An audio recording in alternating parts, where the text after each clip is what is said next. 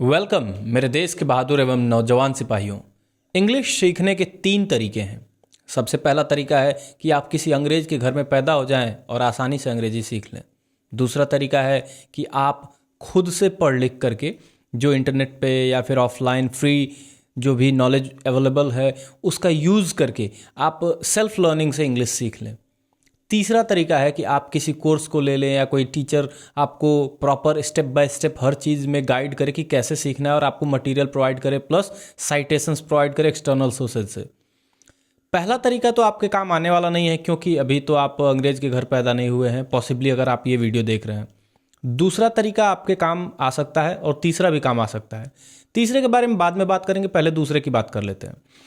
दूसरा तरीका जिसमें कि आप सेल्फ लर्निंग कर सकते हैं, मैं आपको सबसे पहले ये बता देना चाहूँगा कि क्या करना होगा, कहाँ से आपको रिसोर्सेज मिलेंगे और कैसे आप सेल्फ लर्निंग कर सकते हैं अपनी। सबसे पहला स्टेप ये है कि आप अपने आप से एक सवाल कीजिए कि आखिर कोई भी बच्चा कोई लैंग्वेज सीखता कैसे है। सबसे पहले कोई बच्चा सुनता है, क्या करता है? सुनता है। वह अपने आसपास जो भी लोग बोलते हैं, जो भी लैंग्वेज में बोलते हैं, उसको वो ध्यान से सुनता है। सुन करके वो इंटरप्रेट करने की कोशिश करता है उन लोगों के जेस्चर्स को देख करके, उन लोगों के बिहेवियर को देख करके कि आखिर ये लोग क्या बोल रहे होंगे। उसको सुनने के बाद वो धीरे धीरे उनकी नकल करता है, बोलने की कोशिश करता है। जब वो धीरे धीरे टूटे फूटे शब्द बोल लेता है, धीरे धीरे आधे अधूरे सेंटेंसेस बोल लेता है, फिर धीरे धीरे वो थोड़ा सा और एडवांस चीज़ें सीखता है। फिर वो कंप्लीट सेंटेंसेस बोलने की कोशिश करता है, डिफरेंट सिनेरियोज में वर्ड्स को सीखता है, चीज़ों को पहचानना सीखता है। उसके बाद क्या होता है कि जब वो पूरे सेंटेंसेस बोल पाता है, फिर धीरे धीरे वो क्या करता है? पढ़ना सीखता है। फिर उसके बाद लिखना सीखता है और ऐसे करके वो अपने लैंग्वेज में परफेक्ट होने लगता है। आपको भी सेम वही अप्रोच फॉलो करना होगा। सबसे पहले आपको ढेर सारी इंग्लिश सुननी होगी। सुनने के लिए सबसे पहले क्या करें? क्योंकि आपके अगल बगल अगर सराउंडिंग में इंग्लिश बोलने वाले लोग होते तो ये प्रॉब्लम नहीं होती, बट आप वर्चुअल एनवायरनमेंट बना सकते हैं अपने चारों तरफ आप इंग्लिश सीखने की आदत डालने के लिए। कंटिन्यूअस इंग्लिश सुनने के लिए आपको अपने आसपास एक प्रॉपर वर्चुअल एनवायरनमेंट बनाना होगा, जिसमें आपको सबसे पहले इंग्लिश में नर्सरी राइम सुननी होगी। आपको सर्च करना है ऑनलाइन, आपको बहुत सारे फ्री नर्सरी राइम्स मिल जाएंगे ऑनलाइन यूट्यूब पे।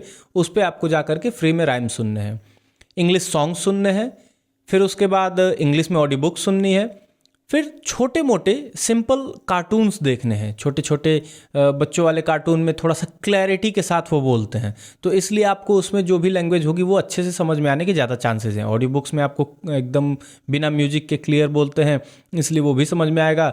राइम्स पढ़ेंगे तो उसमें छोटे छोटे वर्ड्स होते हैं, सिंपल वर्ड्स होते हैं, और सिंपल सेंटेंसेज में वो कोई कार्टून और एनिमेशन के साथ जब बताएंगे तो आपको ज़्यादा अच्छे से समझ में आएगा। धीरे धीरे शुरुआत में आपको बिल्कुल भी हो सकता है, अगर आप एकदम बिगनर हैं तो आपको कुछ समझ में ना आए, हो सकता है थोड़ा बहुत आपको आता हो, लेकिन स्टेप बाय स्टेप आपको एक एक स्टेप को फॉलो करना है। अगर आप एक भी स्टेप को मिस करते हैं तो आगे चल करके वही एक गड्ढा रह जाएगा जहां पर आपको बार बार तकलीफ होती रहेगी। इसलिए एक स्टेप को मास्टर कीजिए, तभी अगले स्टेप पे जाइए।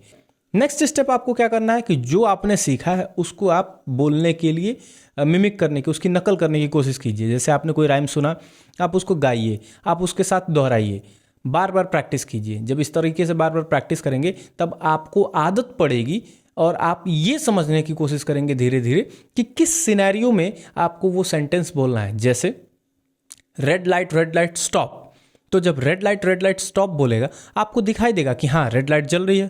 पहली बात तो आपको एक चीज़ समझ में आ गई कि रेड कलर क्या है, लाइट किसको बोलते हैं, दो चीज़ें तो यही समझ में आ गई। जब स्टॉप बोलेगा और वो रुक जाएगा तो आपका एक इंट्यूटिव फीलिंग आएगी, एक इंस्टिंक्टिव वो लेसन आपको मिल जाएगा, वो आप समझ जाएंगे कि हाँ स्टॉप मतलब क्या होता है, रुकने को कहते हैं। स्टॉप मतलब रुकना आप पढ़ेंगे नहीं, बल्कि स्टॉप मतलब आपके अंदर वो फीलिंग जनरेट हो जाएगी। उससे क्या होगा कि आपको कभी भी फ्यूचर में जब किसी चीज़ को रुकने या रुकने से संबंधित बात करनी होगी, आप आसानी से वर्ड स्टॉप यूज़ कर लेंगे।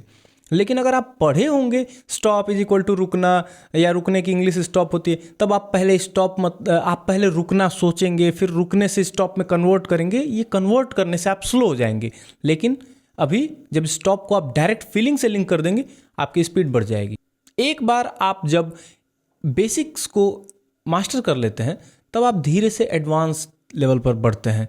फिर क्या होता है कि आप धीरे धीरे अब कॉम्प्लेक्स आइडियाज़ को एक्सप्रेस करना सीखते हैं, कॉम्प्लेक्स आइडियाज़ को सुनते हैं। अब आप मूवीज़ देख सकते हैं अच्छे से, आप ऑडियो बुक्स को सुन सकते हैं अच्छे से, स्पीचेज सुन सकते हैं, रैंडम ट्यूटोरियल्स देख सकते हैं, जैसे कि किसी डिश को बनाने का ट्यूटोरियल देख सकते हैं ऑनलाइन, आपको कोई ना कोई मिल जाएगा। वो डिफरेंट कंट्रीज से होंगे, उनकी इंग्लिश डिफरेंट होगी, उनके एक्सेंट डिफरेंट हो सकते हैं, उनके कल्चर के अकॉर्डिंग उनकी जो बोलने के तरीके, जो उनके वर्ड्स कंस्ट्रक्शन, सेंटेंस कंस्ट्रक्शन जो होगा वो डिफरेंट होगा। उसको सुन सुन करके आपकी ट्रेनिंग होगी अच्छे से।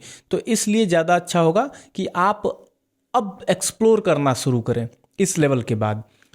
फिर आप लिखना भी सीखेंगे। लिखना सीखने में क्या होगा, आप डिफरेंट चीज़ों को पहले पढ़ें। देखिए, बोलना सीखने के लिए हमें सुनना पड़ा था, अब लिखना सीखने के लिए हमें पढ़ना पड़ेगा। अच्छा राइटर वही होता है जो अच्छे से रीडर बनता है। पहले हम पढ़ेंगे तो ढेर सारे कंटेंट को, जैसे पहले बेसिक्स को पढ़ेंगे, सिंपल स्टोरीज पढ़ेंगे जिसमें इजी वर्ड्स, इजी सेंटेंसेज हों। फिर धीरे धीरे जब उसको अच्छे से समझना शुरू कर लेंगे तब हम एडवांस की तरफ बढ़ेंगे। और जब पढ़ रहे हैं तो पढ़ने, देखिए प्रॉब्लम तभी होती है जब हम केवल पढ़ते हैं और लिखते नहीं हैं। तो एक बार जिसको हम पढ़ें उस पूरी स्टोरी को अपने हिसाब से समराइज करके हम एक पेपर पे एक्सप्रेस करने की कोशिश करें। हम हमेशा रिकॉल करने की कोशिश करें जो हमने पढ़ा है। इसी से फ़ायदा होगा, हम इसी से हम लॉन्ग टर्म में जो सीखे हैं उसको मास्टर कर पाएंगे। क्योंकि हमने कोई स्टोरी पढ़ी, पढ़ के आगे बढ़ गए तो हमने उसको अच्छे से सीखा नहीं है। लेकिन अगर सुना, पढ़ा और फिर उसको लिखा, या अगर सुना है तो बोला, तब जा कर के हम अच्छे से आगे बढ़ते हैं, उसको सीख पाते हैं, मास्टर कर पाते हैं, उसको हम रिटेन कर पाते हैं उसमें जो भी लेसन हमने सीखे हैं। फिर हम थोड़े से एडवांस स्टोरीज पर बढ़ेंगे, उसके बाद हम लेटर्स लिखना सीखेंगे, ये सारी चीज़ें करेंगे। तो आई होप कि आप समझ चुके होंगे कि कैसे आपको इंग्लिश सीखनी है अपने आप से। आप स्टेप बाय स्टेप उसको फॉलो कीजिए। जहाँ पे प्रॉब्लम हो आप कमेंट में हमसे पूछ सकते हैं। बट आपको अब थर्ड स्टेप में बता देते हैं कि क्या करना है। देखिए, मैं एक बड़े दिनों से मेहनत कर रहा था और रिसर्च करके मैंने एक प्रॉपर कोर्स डिज़ाइन किया है इंग्लिश स्पीकिंग का, जिसका नाम है GHTP स्पोकन इंग्लिश कोर्स। अब मैं आज से हर दूसरे दिन कोशिश करूंगा कि एक वीडियो डालूं जिसमें मैं एक लेसन दूंगा जिसको आपको अच्छे से सीखना है, उसके बाद उसकी प्रैक्टिस करनी है, जिसमें मैं जो लेसन इंक्लूडेड होगा वो तो दूंगा ही, साथ में मैं एक्सटर्नल जो रिसोर्सेज होंगे उनकी भी लिंक और साइटेशन दे दूंगा ताकि आप उनको भी जा करके देख करके प्रैक्टिस कर सकें। एग्जाम्पल के लिए मैं राइम्स या फिर जो भी अदर स्टोरीज़ के लिंक होंगे, सारी चीज़ें मैं उसमें प्रोवाइड करूँगा।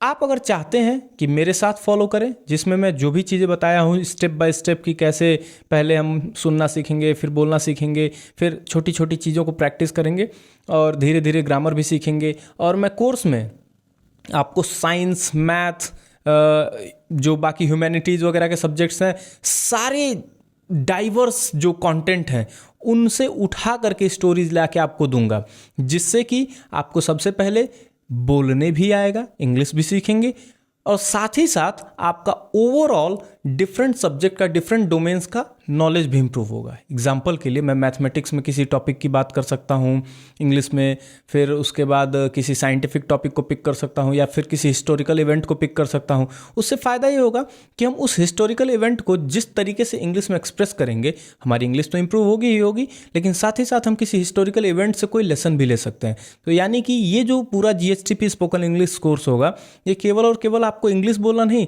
बल्कि एक ओवरऑल आपका डेवलपमेंट करेगा। तो आप अगर चाहते हैं तो आप मेरे साथ कंटिन्यू कर सकते हैं, और अगर आप चाहते हैं कि आप खुद से सेल्फ स्टडी करें तो मैंने वो भी तरीका आपको बता दिया है। ज़रूरी नहीं है कि आप इस कोर्स को फॉलो करें, लेकिन अगर फॉलो करेंगे तो फ़ायदा होगा।